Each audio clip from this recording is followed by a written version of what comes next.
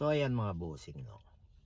Bali, meron pa rin tayong mga bossing dyan ang nagtatanong sa atin about sa TRC na kung maaaring i-convert dito sa Italy. What? Actually, nagawa na natin ng video to mga boss. Pero para mas maliwanagan kayo, ipapaliwanag natin ulit sa inyo dun sa mga bossing natin na may concern dito. Ganito yan, boss. Ang ibig sabihin ng TRC ay temporary resident card. Okay? So, ang TRC ay karaniwang binibigay ng mga ibang EU country. Katulad ng Poland, Hungary, Slovenia. So, dun sa parte na malalapit dito sa Italy, nagbibigay sila ng TRC. Dito sa Italy mga boss, walang TRC. Okay? It's either permit to stay or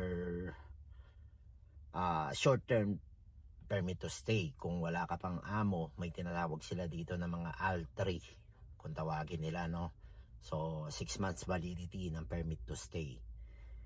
Ngayon mga bossing, ang concern ng ating boss sa kanyang pagtatanong tungkol nga sa conversion ng kanyang TRC, boss, medyo masalimuot yung sitwasyon na gano'n, okay?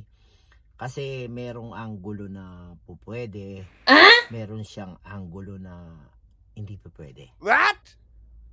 So, kung interesado ka sa gagawin natin vlog, ayan, tapusin mo hanggang dulo mga boss. Babagalan natin yung pagpapaliwanag para mas maintindihan nyo. Okay mga boss, ang TRC, pag pumunta kayo dito sa Italy, basta valid dyan, proof of travel, pwede nyong gamitin yan. So let's say, pagpalagay natin, nandito na kayo sa Italy, dala-dala nyo yung valid na TRC nyo. So in what case na pwede nyo siyang i-convert? Actually, hindi conversion yung tawag doon mga boss. Okay? Merong case mga boss na meron silang TRC, tapos pumunta sila dito sa Italy. Then meron silang mga first family. Okay? Like kapatid, magulang. Ngayon,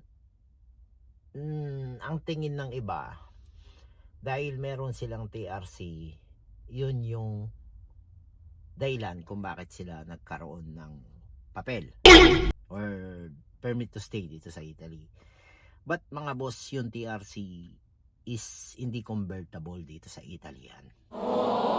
Kaya yung ibang mga bossing natin nagkaroon ng permit to stay because meron silang first family dito na nag-process ng kanilang papel. Like meron kasi sila tinatawag dito na motibo pamilyare or carico.